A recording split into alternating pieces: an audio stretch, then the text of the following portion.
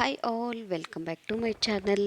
ಇವತ್ತಿನ ರೆಸಿಪಿ ಬಗ್ಗೆ ಹೇಳೋದಾದರೆ ತುಂಬಾ ಈಸಿಯಾಗಿ ನೀವು ಬೆಳಗಿನ ಬ್ರೇಕ್ಫಾಸ್ಟ್ನ ರೆಡಿ ಮಾಡ್ಕೊಬಹುದು.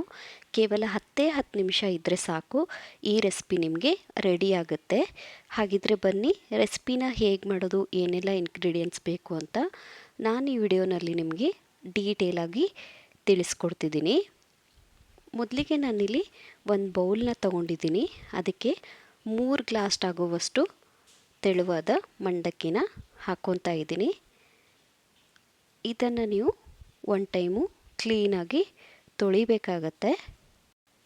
ಇಷ್ಟು ತೊಳೆದ ಮೇಲೆ ನಾನು ತಿರ್ಗಾ ಇದಕ್ಕೆ ನೀರನ್ನ ಹಾಕಿಬಿಟ್ಟು ಒಂದು 10 ನಿಮಿಷ ಇದನ್ನು ನೆನೆಯೋಕ್ಕೆ ಹಾಗೆ ಇಡಬೇಕಾಗತ್ತೆ. ಈ ಕಡೆ ನಾನಿಲ್ಲಿ ಇನ್ನೂ ಒಂದು ಬೌಲ್ನ ತಗೊಂಡು ಇದಕ್ಕೆ ನಾನಿಲ್ಲಿ 1 ಗ್ಲಾಸ್ ಆಗುವಷ್ಟು ಸೂಜಿ ರವೆನ ತಗೊತಾ ಇದ್ದೀನಿ. ನಾನು ಯಾವ ಗ್ಲಾಸಲ್ಲಿ ಮಂಡಕ್ಕಿನ ತಗೊಂಡಿದ್ನೋ ಅದೇ ಗ್ಲಾಸಿಂದನೇ ಸೂಜಿ ರವೆನ ತಗೊಂಡಿರೋದು.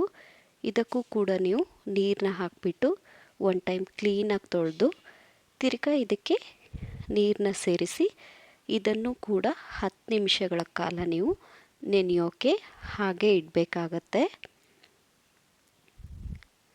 ನೀವಿಲ್ಲಿ ನೋಡ್ತಿರ್ಬೋದು, ನನಗೆ ಆಲ್ರೆಡಿ ಮಂಡಕ್ಕಿ ನೆಂದಿದೆ, ಹಾಗೆಯೇ ರವೆ ಕೂಡ ನೀಟಾಗಿ ನೆಂದಿದೆ. ಇವಾಗ ನಾನಿಲ್ಲಿ ಒಂದು ಮಿಕ್ಸಿ ಜಾರ್ನ ತಗೊಂಡು, ನೀವು ಬೇಕಾದರೆ ಇಲ್ಲಿ ಮಂಡಕ್ಕಿ ನೀರನ್ನ ತೆಗೆದುಬಿಟ್ಟು ಕೂಡ ಹಾಕ್ಕೊಬಹುದು. ನಾನಿಲ್ಲಿ ನೀರು ಸಮೇತನೇ ಮಂಡಕ್ಕಿ ಮತ್ತು ರವೆನ ಹಾಕ್ಕೊತಾ ಇದ್ದೀನಿ. ಇವಾಗ ಇದನ್ನು ದೋಸೆ ಹಿಟ್ಟು ಹದಕ್ಕೆ ರುಬ್ಬಿದ್ರೆ ಸಾಕಾಗುತ್ತೆ. ನೀವಿಲ್ಲಿ ಆಲ್ರೆಡಿ ನೋಡ್ತಿರ್ಬೋದು, ನನಗೆ ಬ್ಯಾಟರ್ ರೆಡಿ ಆಗಿದೆ. ಇವಾಗ ಇದನ್ನು ಒಂದು ಪಾತ್ರೆಗೆ ಬ್ಯಾಟರ್ನ ಹಾಕ್ಕೊಂಡು ನಾವಿಲ್ಲಿ 1 ಸ್ಪೂನ್ ಆಗೋವಷ್ಟು ಜೀರಿಗೆನ ಹಾಕ್ಕೊಬೇಕಾಗತ್ತೆ. ನಂತರ ನಾನು ಇದಕ್ಕೆ ರುಚಿಗೆ ತಕ್ಕಷ್ಟು ಉಪ್ಪನ್ನ ಬಳಸ್ತಾ ಇದ್ದೀನಿ. ಹಾಗೆಯೇ ಸಣ್ಣದಾಗಿ ಕಟ್ ಮಾಡಿರುವಂತಹ 1-2 ಮೆಣಸಿನ್ಕಾಯಿನ ಸೇರಿಸ್ಕೊತಾ ಇದ್ದೀನಿ. ಲಾಸ್ಟಲ್ಲಿ ಸ್ವಲ್ಪ ಕೊತ್ತಂಬರಿ ಸೊಪ್ಪನ್ನ ಹಾಕ್ಕೊತಾ ಇದ್ದೀನಿ. ನಿಮಗೇನಾದರೂ ರುಬ್ಬೋ ಟೈಮಲ್ಲಿ ನೀರು ಕಡಿಮೆ ಹಾಕಿದರೆ ನೀವೀಗ ಬ್ಯಾಟರ್ಗೆ ನೀರು ಹಾಕ್ಕೊಬಹುದು. ಹಾಗೆಯೇ ಉಪ್ಪು ಕಡಿಮೆ ಅನಿಸಿದರೆ ನೀವು ಇವಾಗಲೂ ಕೂಡ ಉಪ್ಪನ್ನ ಸೇರಿಸ್ಕೊಬಹುದು. ಸೊ ನೀವಿಲ್ಲಿ ನೋಡ್ತಿರ್ಬೋದು, ನಮಗೆ ಬ್ಯಾಟರ್ ರೆಡಿ ಆಗಿದೆ. ಹಾಗೆಯೇ ನಮಗೆ ತವಾ ಕೂಡ ಬಿಸಿ ಆಗಿದೆ. ಇವಾಗ ಫ್ಲೇಮ್ನ ಲೋ ಅಲ್ಲಿಟ್ಟು ಸ್ವಲ್ಪ ತವಾಗೆ ಆಯಿಲ್ ಹಾಕಿ ದೋಸೆನ ಉಯ್ಬೇಕಾಗತ್ತೆ. ನಿಮ್ಗೆ ಎಷ್ಟು ದೊಡ್ಡ ದೋಸೆ ಬೇಕೋ ನೀವು ಅಷ್ಟು ದೊಡ್ಡ ದೋಸೆನ ಹಾಕ್ಕೊಬಹುದು.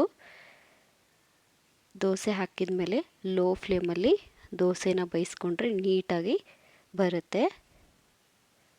ನೀವು ನೋಡ್ತಿರ್ಬೋದು, ಯಾವುದೇ ತರಹದ ದೋಸೆ ಅಂಟ್ಕೊತಾ ಇಲ್ಲ, ಈಸಿಯಾಗಿ ಬರ್ತಿದೆ.